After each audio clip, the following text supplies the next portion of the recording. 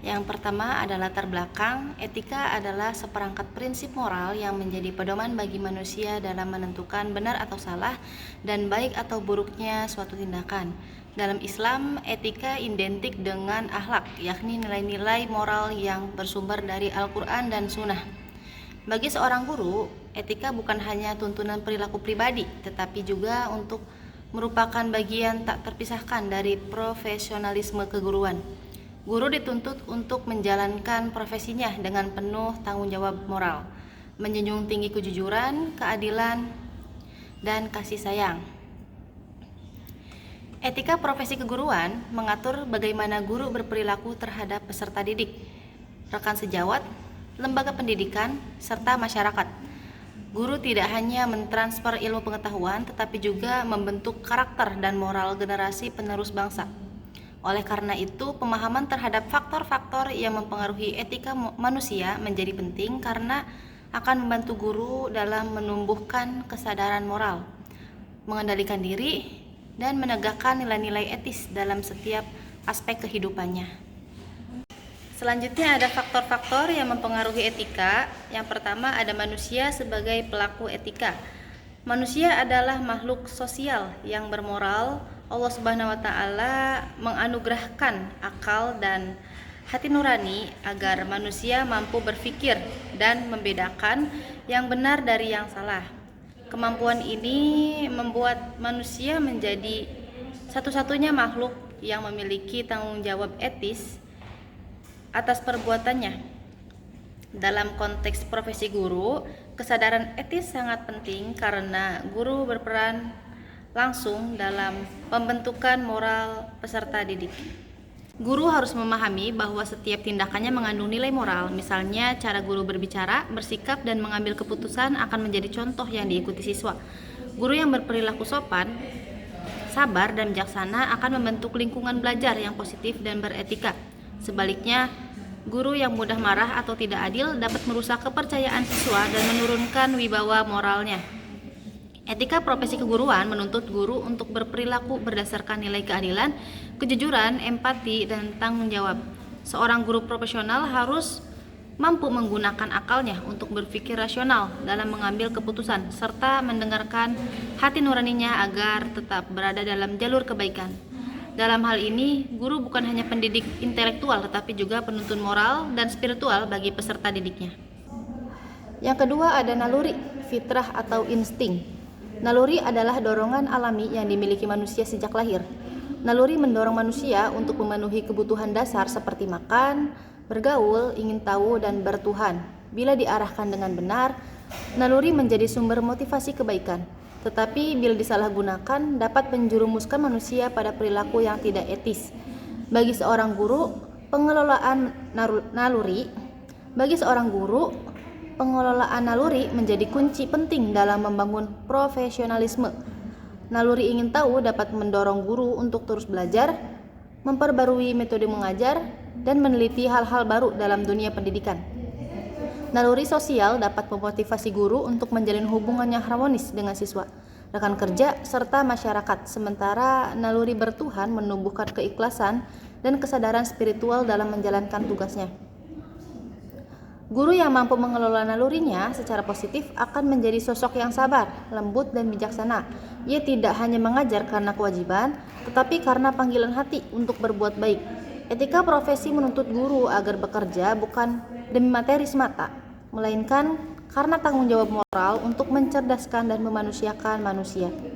Untuk merubah suatu kebiasaan yang jelek, ahli-ahli akhlak mengajarkan seni dan teori sebagai berikut. Yang pertama itu adalah niat yang sungguh-sungguh tanpa keraguan-raguan sedikit pun untuk merubah kebiasaan itu.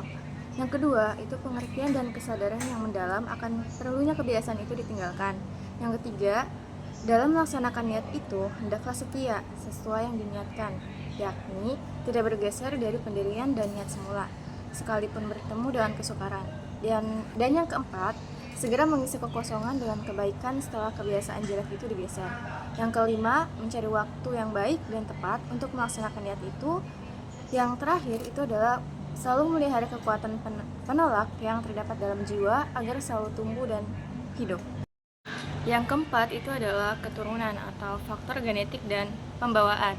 Secara biologis, manusia itu mewarisi sifat-sifat tertentu dari orang tuanya.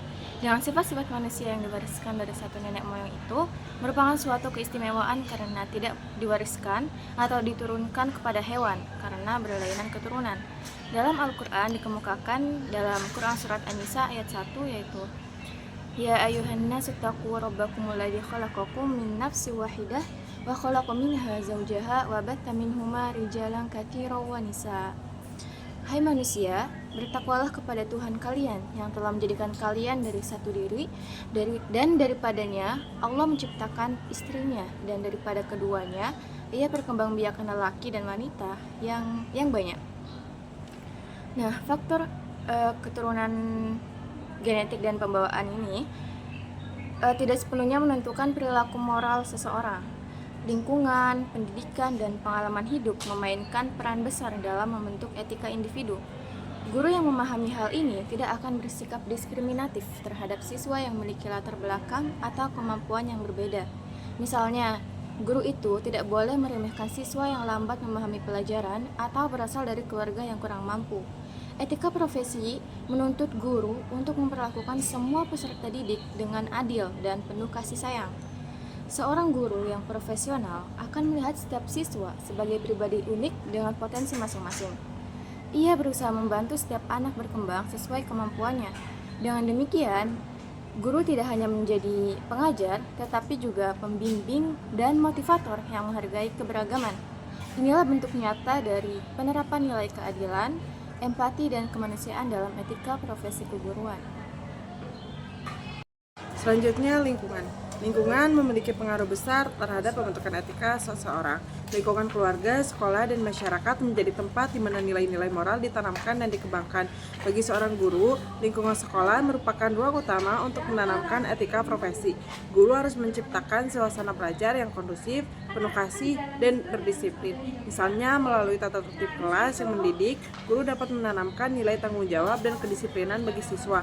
Selain itu, hubungan harmonis antar guru dan antara guru dengan kepala sekolah juga menjadi teladan bagi siswa dalam menghargai otoritas dan kerjasama.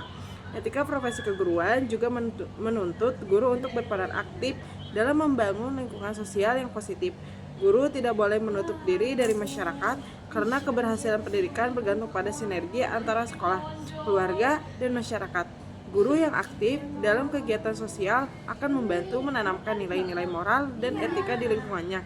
Dengan demikian, guru berfungsi sebagai agen moral yang menjaga keseimbangan antara dunia pendidikan dan kehidupan sosial. Yang keenam yaitu azam atau kemauan dan tekad.